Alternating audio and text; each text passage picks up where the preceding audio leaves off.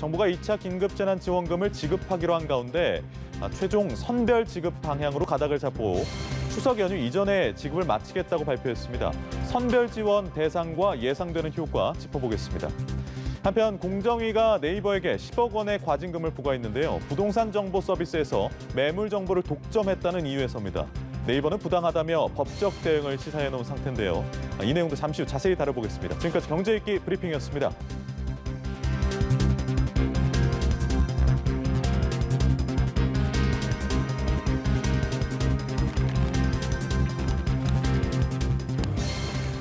네, 보다 자세한 내용은 김대우의 경제읽기에서 살펴보겠습니다. 오늘도 김대우 박사 자리하셨습니다. 네, 어서 오세요. 네, 반갑습니다. 네. 자, 정부 여당이 2차 긴급 재난지원금을 선별 지원하기로 했습니다. 피해가 큰 계층에 선별 지급하는 쪽으로 가닥이 잡혔네요, 박사님. 예, 그동안 선별 지원을 할 것이냐 아니면 누구에게나 다 주는 보편 지원을 할 것이냐를 두고 말도 많고 사연도 많았습니다만은 결국 어저께 이 정세균 총리 중심으로 당정청 모임을 갖고 지원 방식은 선별 지원이다. 그러니까 지금 코로나19로 인해서 가장 타격이 큰 곳, 애로사항이 많은 곳, 여기에 집중 지원한다라는 데 초점이 맞춰졌고요. 그리고 그 돈은 어디서 가져올 것이냐. 그것은 네 번째 추경, 올 들어 제4차 추경을 하겠다. 그래서 조달하는 돈이 약 7조 원 정도입니다. 물론 국회 통과를 아직 하지 않은 상태지만 네. 야당인 이 국민의힘에서도 4차 추경을 하자라고 해온 상태이기 때문에 빠른 속도로 이 국회를 통과할 것으로 보이고 늦어도 정부의 계획은 이번 추석이 시작되는 9월 말 이전에 피해자들에게 7조 원 정도가 돌아갈 수 있도록 하자. 이것이 이제 합의가 됐다 이렇게 볼 수 있습니다. 네. 지난 5월에 1차 재난지원금 지급이 됐었잖아요. 그때 경제 상황하고 지금이 어떻게 다른지도 짚어봐야 될 것 같습니다. 사실 1차 때하고 2차 때를 비교하면 1차는 5월 초부터 재난지원금이 나갔습니다. 그때에 비해서 지금은 경제적 어떤 피해도 코로나19로 인한 경제 충격이 그때보다 훨씬 지금 크다고 볼 수 있어요. 네. 그동안에 1분기, 2분기에 GDP가 마이너스 3.3% 성장률 떨어졌고요. 또 수출도 두 자리대에 가파른 하락세가 시작됐습니다. 다만 그 당시하고 이제 다른 것은 지금은 어느 정도 코로나19에 따른 충격에 내성이 좀 생겼고 거기에 대해서 또 우리 국민들, 각 경제 주체들도 스스로 조금씩 대응하는 법이 과거보다는 좀 나아졌다. 그런 점에서 그 1차 때보다는 다소 안도하는 그런 분위기가 있습니다만 경제 거시 지표만 보고 보면 그때보다는 더 어렵습니다. 특히 경제적 상황이 그때와 다른 것은 그 당시만 하더라도 우리나라 재정 그러니까 걷어들이는 세금이 집행하는 세출 예산보다 조금 더 많아서 네. 우리가 세계 잉여금이 있었습니다. 그 돈으로 지불할 수가 있었는데 지금은 이번에 4차 추경을 하게 되면 그 100%그 돈은 국가 채무를 국채를 찍어내야 되는 국가 채무가 될 것입니다. 그만큼 어려운 상황에서 지원이 되는 거다 이렇게 볼 수 있습니다. 네. 다소 내성이 생기긴 했지만 지표로 봤을 때는 더 어려운 상황이다라고 진단을 해주셨습니다.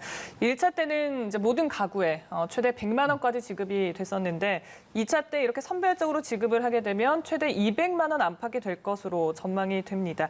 1차 때와 비교를 했을 때 지급 효과는 좀 어떻게 예상을 하십니까?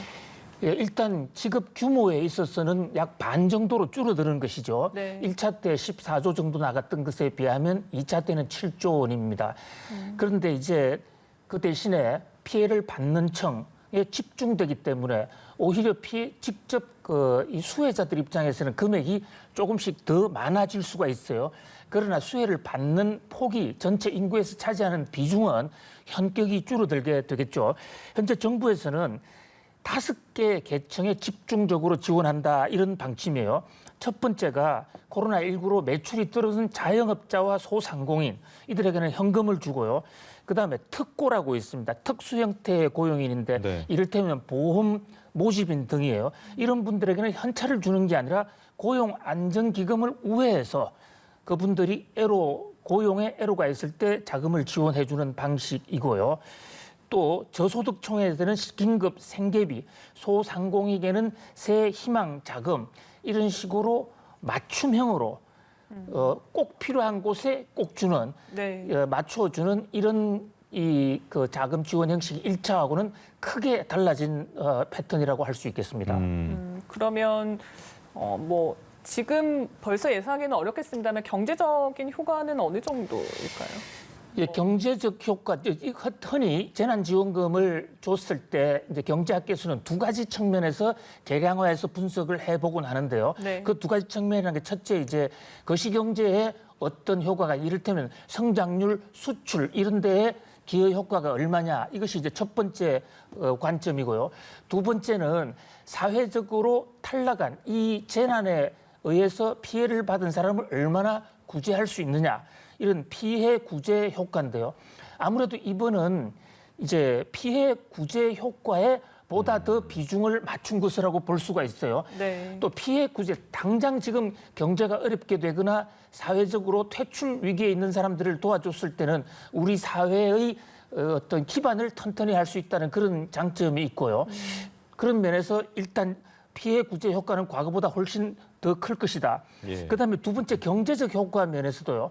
경제적 효과가 소비를 촉진해서 기업을 도와주는 이런 효과인데 과거에 전 국민을 도와주게 되면 초부유층이나 일반 상류층에서는 소비를 잘 하지 않게 됩니다.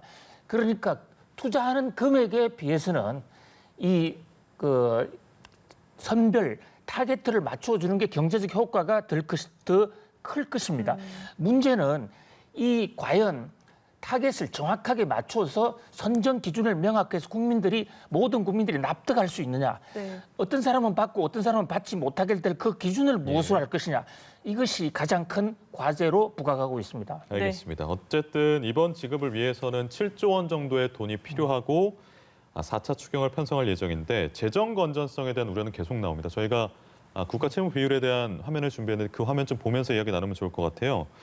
그러니까 4차 추경까지 되고 나면 국가 채무 비율이 43.9%까지 지금 보시는 것처럼 맨 오른쪽에 이렇게 오른다고 하는데 이 재정 건전성에 대한 우려는 계속 나오는 것 같습니다. 그렇습니다. 올해 이제 그동안에 코로나19 이후로 3번에 걸친 추경을 했는데 그로 인해서 나간 돈이 57조 정도 됩니다. 추가로 재정 지출이 있으나 거기다 7조까지 더하게 되면 이 그래프에서 가장 오른쪽에 있는 막대 그래프 847조 원이 되는 게 이제 올해 말에 가서 우리나라의 국가 채무 그러니까 정부가 갚아야 될 돈이 847조 원으로 늘어난다는 것입니다. 그 위에 꺾은선 그래프의 43.9%는 그렇게 됐을 경우에 이 847조 원이라는 국가 채무가 당시 우리나라 GDP에 차지하는 비중이 43.9%다 이렇게 되거든요. 그러니까 우리가 불과 3년 전만 하더라도 국가 채무 비율이 37%에서 38을 오락가락했는데 그것이 시나버로 어느 사이 굉장히 빠른 속도로 늘어서 43.9%까지 올라갑니다. 물론 이것은 OECD 전체 평균에 비하면 여전히 굉장히 낮은 수준이에요. 네. 그러나 이제 우리가 이렇게 급속히 채무가 늘어나면 어느 순간에 한순간에 폭발적으로 증가할 수가 있고 부채가 빚을 부르는 이자 때문에 그렇습니다. 그렇기 때문에 매우 조심해야 될 것으로 보이고요.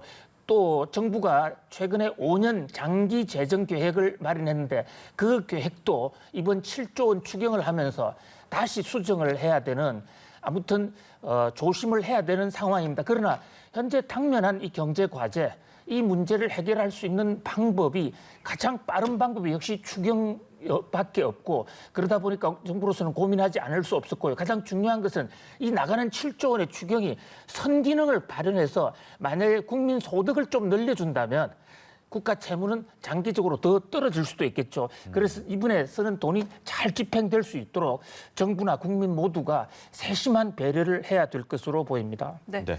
자, 다음 주제 짚어보겠습니다. 공정위가 네이버에게 과징금 10억 원을 부과했습니다. 경쟁사의 시장 진입을 막기 위해서 협력업체에 압력을 가했다라는 게 이유고 이 사안의 핵심은 부동산 허위 매물 검증 시스템이라는 것 같아요. 구체적으로 어떤 내용입니까? 예, 이번 공정위가 네이버에게 과징금 10억 원을 부과한 사건은 우리나라 이 공정위 역사에서 상당히 주목할 만한 일대 전기라고 할 수 있겠습니다. 10억 원의 과징금 자체는 재벌 기업을 상대로 크게 많다고는 볼 수가 없는데요.